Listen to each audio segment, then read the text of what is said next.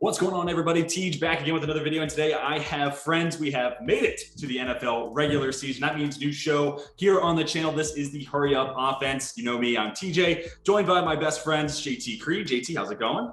It's going good, going good. Football's back. Happy about that, but excited to get into it. Yeah, Mason Cannon, my other co-host here. How's it going, man? I'm doing all right, man. Like JT said, happy football's back. You're ready for 2022. Patriots, not so excited about, but we will see what happens this year. I'm excited for the show and everything. So, well, something I can't say that y'all can. Your college football team came away with the win week one. It might have been a little sweaty for the Tar Heels, but you at least got a win. That's more than my Irish can say. So, welcome to the show, everybody. This is going to be our weekly preview. I did this by myself last year, but now we have some people to talk to, engage some other ideas, and get some different thoughts into the show. But because we don't have time to talk about all the games every week, we don't have 3 hours, you don't have 3 hours, they don't have 3 hours, I don't have 3 hours. We're going to talk about 5 games. We're going to talk about Thursday Night Football, 1 o'clock, 4 o'clock, Sunday night, Monday night. So all the islands, and then 1 o'clock, 4 o'clock. Maybe that changes one week versus the next. But overall, that's how the show will run. We'll talk about each game for 5 minutes. We'll start with some Rither throws to talk about some breaking news, but not a whole lot of that as the season's basically here. And then we'll, at the end, give you our lock of the week, the 2-minute drill. So be sure to stick around. But hopefully you will enjoy today's video. If you do, be sure to hit that like button and help us out a ton. If you're new around here, want to see more football content, this is your home for it. Hit that big red subscribe button. Give me your picks. Give me your lock of the week down below in the comment section. Maybe we'll tell you. I'm not going to say it won't be happening. So I digress. Let's jump into the action. And dudes, what an opening game of the season. Bills-Rams. So as of this morning, Bills by 2.5, over under at 52.5. JT, I'll start with you. Give me some of your thoughts. Where are you sitting with this game? Do you have a leaning on that spread, or are there some player props you're interested in? Yeah, so I'm leaning more so with the Rams, right? So I'm mostly looking at the spread, just kind of seeing more value there. You give 3 points typically to the home team straight off the bat, and then you have the Bills, the away team, still favored by 2.5. I mean, that's basically implying a 5.5 point dog in the Rams, who are defending champs, didn't lose much. They're healthy coming into the season too. I think they're only, I think they said like one of the only like starters on an injury like report this week was Van Jefferson, I believe. I could be wrong. I'd have to double check on that. But yeah, they're relatively healthy coming into the season. Just won a Super Bowl. I don't think there's going to be a big letdown. It's mostly veterans. You're not dealing with that kind of like one-hit wonder kind of deal. And as far as like player props, I'm really liking Cooper Kupp over 7.5 receiving yards or reception. Sorry. Really like that play. I would spam that last year as high as like, I would play that at like 11 or 12 receptions last year and not think twice about it because I knew it was going to hit. So at 7.5, I understand, Allen Robinson coming on might, vulture a couple targets, but that Stafford Kupp connection is not going anywhere. So yeah, that's kind of my main prop there. And then Stafford over 269.5 on DraftKings I saw. I think he finishes right in the 270s. So at that point he would hit. So that's a good point too, because like you said, you like the Bills. So if you like the Bills, the Rams are likely to be playing from behind. So I can totally see that Stafford prop hitting pretty soon. I'm also big on that Cooper Kupp number. The thing I'm watching for in this game are the corners and the wide receivers. I love perimeter skill position talent, and you're looking at two defenses that are, lacking in those areas. The Bills down Trey White, and then, Jalen Ramsey is the most talented corner in the league, in my opinion, but David Long Jr. on the other side. So I'm feeling a big day for Gabriel Davis. I like the over on his receiving prop at 16.5, and I am on board 100% for that Cooper Kupp figure, 7.5, especially if Matt Stafford has had those, if we are to believe the elbow injury is something significant, it is easier to get him the ball out of the slot.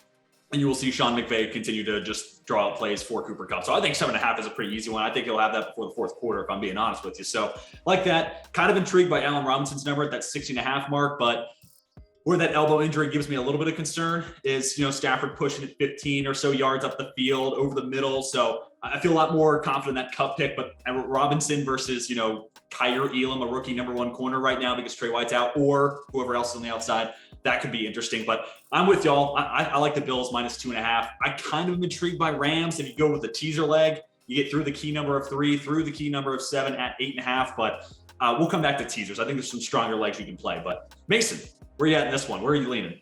I was going to say, I think all three of us are on the Cooper Kupp prop at 7.5. I probably will play that as well. I think I was looking yesterday. I think his yardage prop is 96.5. And I also like that too. I feel like we should just keep hammering that until he proves that he's not the Cooper Kupp from last year. I don't know. I don't see him regressing any bit. I mean, they lost OBJ, but they got Allen Robinson. I mean, kind of the same thing.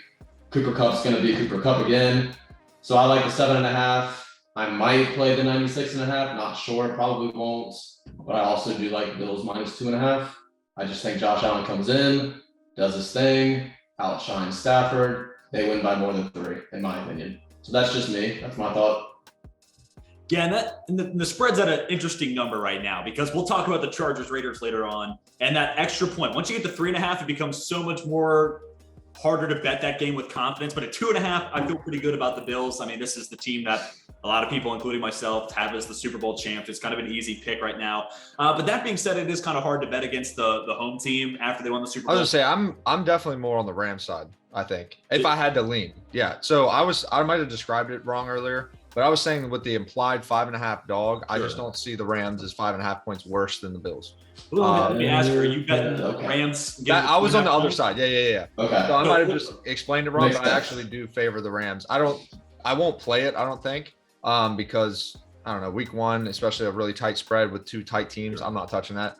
And then to hit on Mason's, the receiving prop for Kupp as far as yards go, I'm just not someone who typically touches any receiving prop in the 90s, because then you're kind of banking on the century mark. And I don't know. That's tough because that's like at that point it's game script dependent too.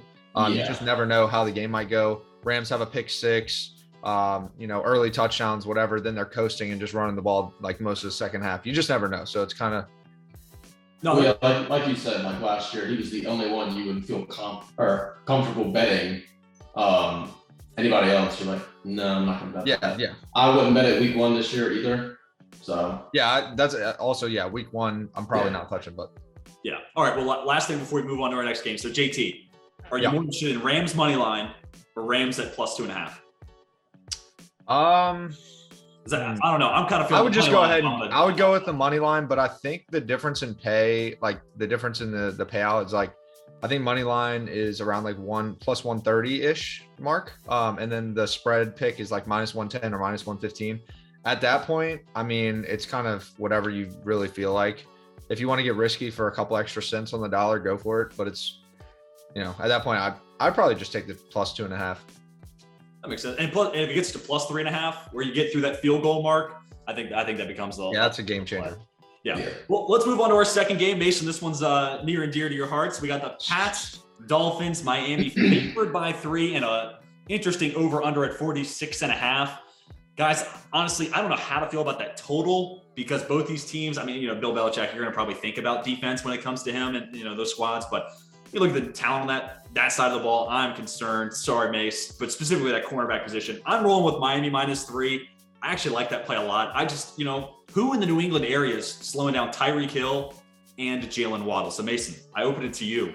Who's coming up with a stop there? And tell me why you like the Pats.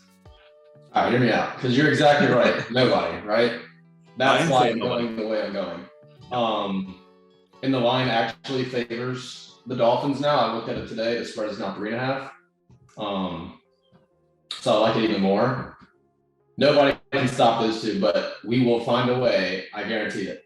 So I will be betting Pats plus 3.5, Pats money line.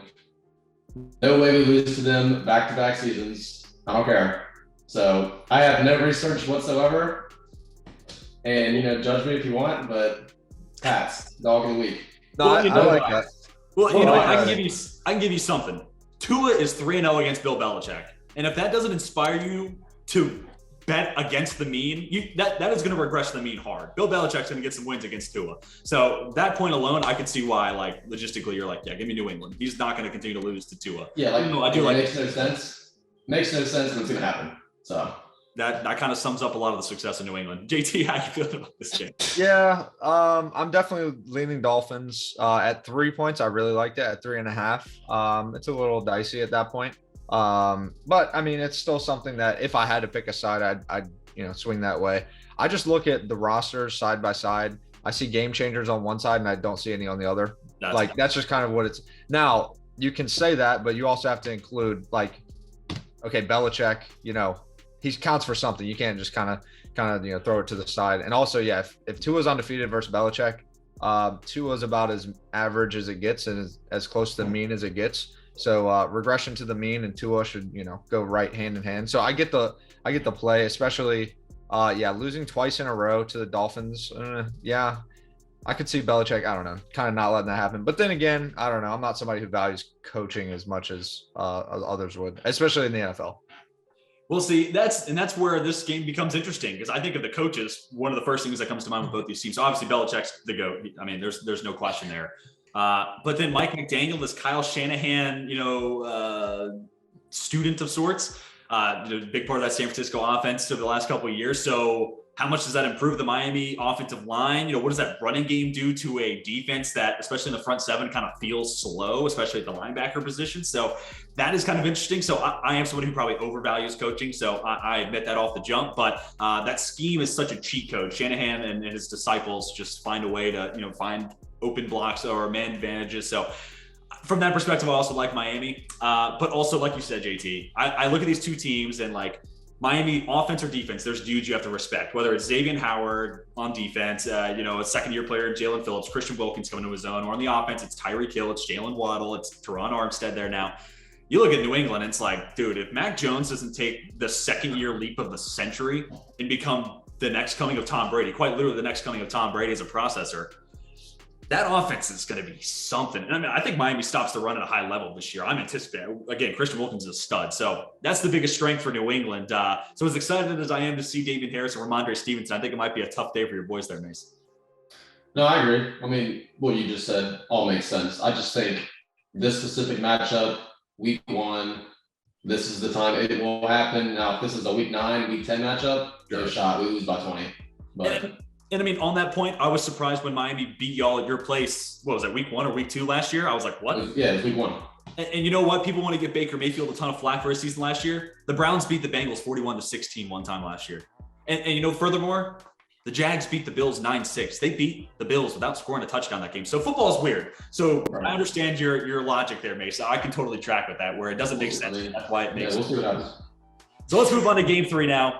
Las Vegas Raiders and the Los Angeles Chargers. I don't know if there's ever been a division this hyped up in NFL history. And JT, your dad's a Raiders fan, so I know this is a game of passion.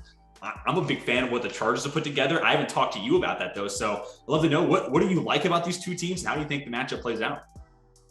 Yeah, I'm liking Chargers at home, even minus 3.5. I think they win by a couple scores, to be honest.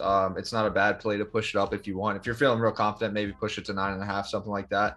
Not that I think that the rosters or the talent or even the results by the end of the year are going to be that different. I do think it's going to take some time to gel, even though, Devontae Adams, Derek Carr in college, that's cool. That's cool, but the game's completely different by the time you get to the NFL. And especially, I don't know if anybody agrees with me, but when I watch Derek Carr, it's not much of a timing game with him. He makes good reads, and that's cool and all, but Devontae Adams worked really well with Aaron Rodgers because their timing was impeccable. As soon as Devontae got an inch of space, the ball was in his hands. Oh, dude, those back shoulders are unreal. Yeah. Yeah. And that's just something that I haven't seen out of Derek Carr. He's a great quarterback. That's cool. But he's not going to put it right in your hands as soon as you're open. So I don't know how that's going to necessarily work. Like I said, it worked in college with the slower defenses, a lot more space to kind of operate. But in the NFL, there's very tight windows. I don't know how effective Devontae Adams is going to be in comparison to where he was with Rodgers. So I kind of lean Chargers, more returners as well in key spots, healthy coming into the season. And healthy, 1-2 punch between Mike Williams and Keenan Allen, that's pretty tough. So, yeah. So let me ask you a question, though. I totally agree. Yeah, Rodgers, Adams, that chemistry was next level. But if you were to take Adams away from Rodgers, what quarterback in the NFL would you point to say Adams could have that type of chemistry with? Would it not be Derek Carr? Only because of success in college, but play style, no. Still, I still wouldn't say he would be play style wise. I think Brady would have more success with Devontae Adams, to be honest. I see Brady as somebody with a lot of timing throws, tight windows. That's something that Brady goes for. Granted, I'm picking between the cream of the crop. So Yeah. Aside from those two, there's not a whole lot of. I mean, timing has really kind of gone to the wayside as far as importance in the NFL. It's kind of leaning more athleticism and big arm at this point. Yeah. So I don't know. Yeah, no, I can understand. And there wasn't a right or wrong answer to that. So, I think this game is a really fascinating one. At 3.5, I kind of think the Chargers keep it, 27-24. And that's 51 points. That's right at where the total is at, too. So I could see that happening. I think that was actually the Week 17 score, too, when they went to overtime, that weird, end of the season. But, I mean, ultimately, as much as Trey Pipkins, Storm Norton, that really concerns me for this, this Chargers team. Thinking wrong sport here. But, especially against Max Crosby and Chandler Jones. Yeah, that's problematic. There's only one weak spot on that Chargers offensive line that really has me concerned. For the Raiders, dude, it's Brandon Parker at right tackle. It's Andre James at center. They have something called a Lester Cotton starting at guard. So I have way more concerns about that offensive line with Vegas, and then that's going against Khalil Mack, Joey Bosa. That O line is like terrifying. If I'm a Raiders fan or if I'm a Raiders quarterback, I'm not happy. So it's like where I see there's a potential weakness for the Chargers, it's only expedited. It's only even larger on the other side. And where there's an advantage for the Raiders, I'd say the Chargers have an even better one. So it's kind of an interesting battle there, but also it'll be just kind of interesting to see how Brandon Staley, this defensive guru, how does he come up? What's his answer for a Devontae Adams? Especially in a lot of cover 4, a lot of 2 high looks. So it'll be interesting to see how he tries to slow down Devontae and even Darren Waller in this type of game. But Mason, I'm at Chargers 3.5. Sounds like JT is too. Where are you at in this game? Same boat, 3.5. But back to the Devontae theory with the QB play style and all that jazz. He is moving from a Hall of Famer to another Hall of Famer. So he doesn't think there's going to be a difference. But I mean, really, Aaron Rodgers. Bold statement. Derek Carr. I'm agreeing with you. Sure. Wait, you said a Hall of Famer to a Hall of Famer? You think Carr's a Hall Isn't of that Famer? what he said? No, that's what you said. That's what Adams said. I know. Devontae Adams said that too. But yeah. Oh, you're talking about Adams? I mean, Yeah. I like Derek Carr. I'm definitely not a hater on Derek Carr. Right. I'm definitely on Derek Carr this year, but I don't know. Well, Hall of Fame conversation. Carr is very much in a Ben Roethlisberger situation. I'm not just saying that because I'm a Steelers fan, but he's in a spot where if he doesn't have a ring by the end of his career, I can't see it. Oh, 100%. I think rings are overrated. I can't see it. But one last note on this, part of why I like the Chargers, even at 3.5, while I'm hesitant about that, Herbert's the better quarterback. He's playing at home, and the roster's better. And when you boil it to those 3 things, even 3.5 points kind of feels like it could be more, like you were saying, JT. So I could see a spot where, Patrick Graham he's a defensive coordinator, does a lot of different coverages, solid mix, but that team has no corners that I really feel confident in starting. So I can see a lot of busted coverages, big plays, and maybe the Chargers run away with this one. So maybe 10.5 is the move here. But moving on from this one, let's move on to game number 4. Dude, this game's legit. Bucs, Cowboys, they played an awesome Thursday night season opener a year ago, 1-point difference. But these two teams feel pretty different now. And I have said many times on this channel, I think the Cowboys have regressed really heavily. I have them missing the playoff due to JT's favorite team here, the Vikings, which, by the way, I didn't mention this off top. In the link of the description, there's a link to our picks league. Join. And you can see our entire picks for the week. So we're talking about 5 games here, but you can see our picks for our favorite teams, but also the rest of the NFL. But I digress. I got the Cowboys missing the playoffs because I like the Vikings this year. And I think this is one of those games that ultimately makes a difference. I have them coming up short against the Bucs. I could see it being close, but it was 1 point last year. And while the Bucs have had injuries all across the offensive line, they got loaded wide receiver talent. They have one of the best defenses in the NFL, in my opinion. First-year head coach in Todd Bowles, but a guy who's been a head coach before. And I just think the Cowboys have taken a pretty sizable step back. So I got the Bucs, and it's only 2 points. Yeah, give me Tampa Bay there. JT, where are you sitting on this one? Yeah, I'm definitely. I don't even understand how the spread is this low. Yeah. If the spread came out at 9.5, I'd still take the Bucs. Like just playing away, and you can get that at plus 285 right now on DraftKings. To me, that's a no-brainer. That might be the best value bet this week. But we'll kind of, might get into that at some point. But yeah, so sounds like a luck of the week coming in. That sounds like 9.5 is like seriously where I would expect this line to be. I'm completely out on the Cowboys offense this year. CeeDee Lamb's good, not great. Sorry. And Dak is also good, not great. So I'm not a big Dak fan, never really have been. Half a season of proof that he's an elite quarterback proof. No, I'm good on that. Matt Ryan has an MVP, which blows my mind. But yeah, so that's kind of where I'm at with Dak. Yeah, no, 9.5 for the Bucks. That's where I say to push it to. If not, play the 2.5, and then you'll be sorry you didn't do the 9.5. So you know, go for what you want to go for. Man, Matt Ryan catching a stray I didn't see coming today. I got to say, 2016, he was ridiculous. And as the guy who played him in the Super Bowl and his team took him down, Mason, where do you sit on this game? Yeah, I'm about to get flamed for sure. Oh, here we go. Let's get it. I'm not gonna bet this game just because of the line. It's just super sus.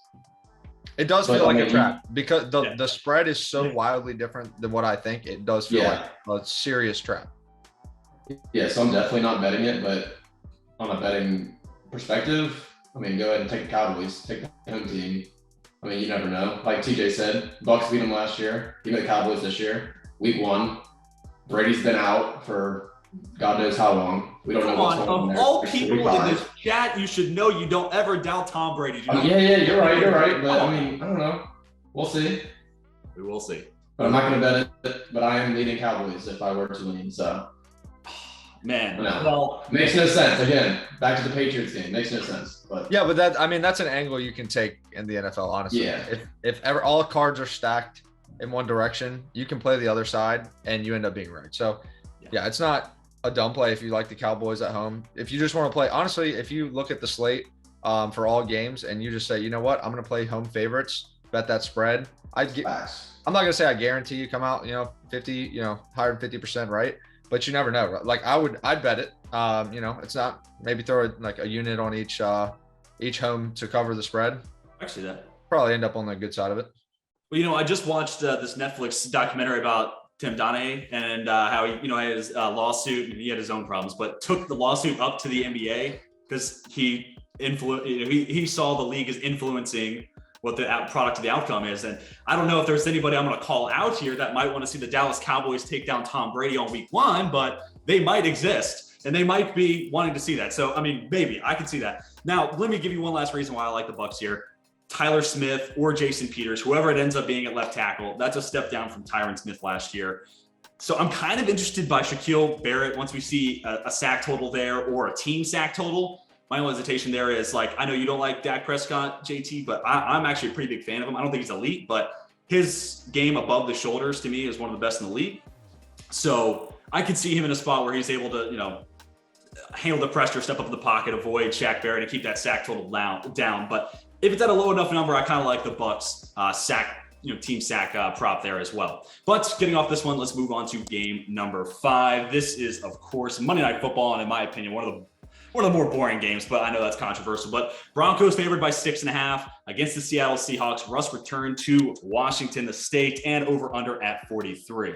So obviously, I'm not all that crazy about this game, but Mason, real quick, let me hear your thoughts. Is there any matchups that you like in this one, or is there a side maybe you're liking versus the other? Where are you standing on this game?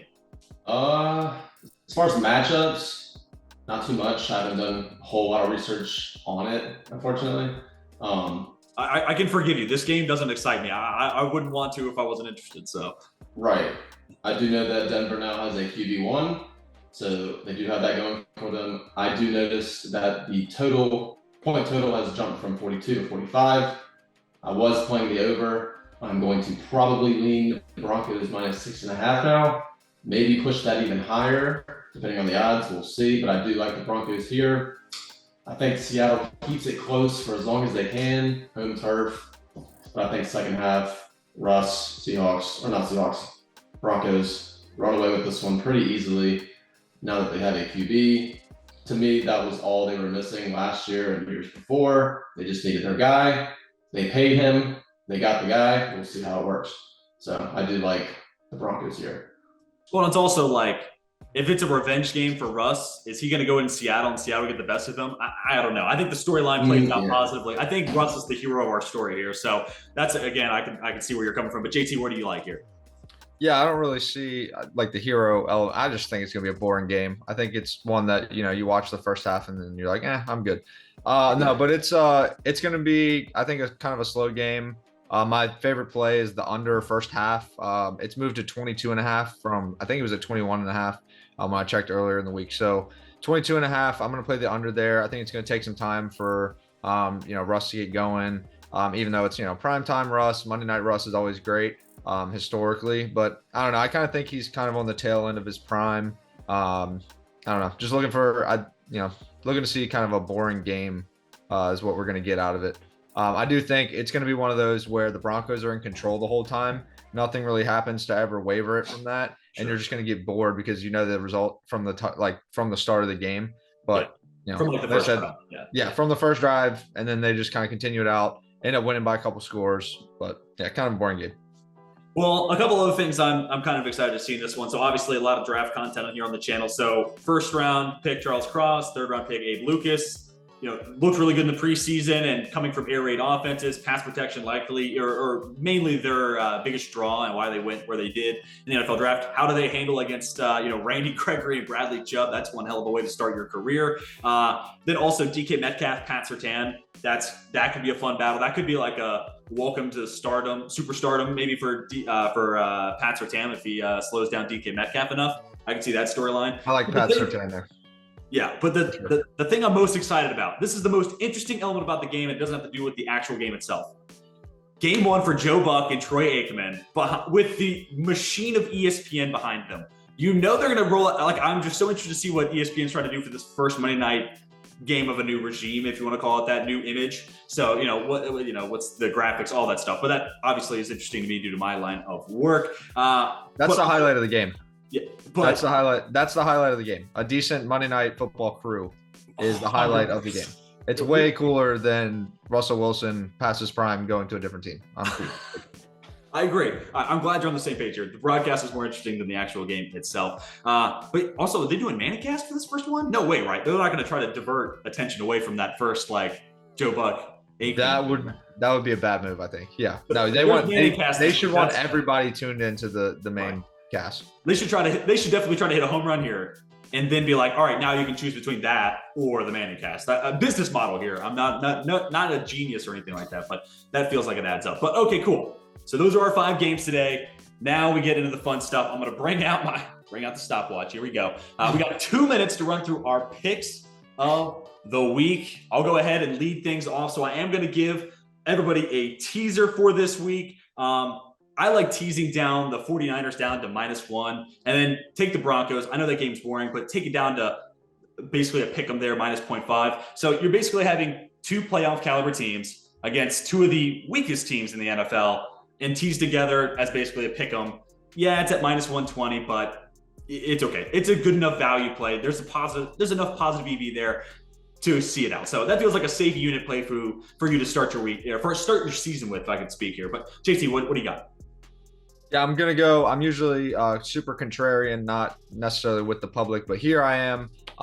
Definitely going Eagles -4 as my lock of the week, playing against the Lions. I love Hard Knocks, but I don't love that Lions roster. It's just still not there at any position, really. Yeah, it's just not there. Yeah, not a big, not a golf fan. There's just really, not a whole lot to that roster. The Eagles have massively improved it. And I'm going to lean with the public here. It's very heavy public bet, so be wary. But 4 points, I'll take it. All right, Asa, what do you got? We got about 1 minute. You can take us home here. Sort of the similar case JT was talking about with the public, but I like the 49ers money line as well as Chargers money line as a 2-teamer. Just not even thinking too much about it. Chargers win easy. 49ers win easy. Give me both of them to win straight up at plus money. I don't see at least the 49ers having any trouble with the Bears.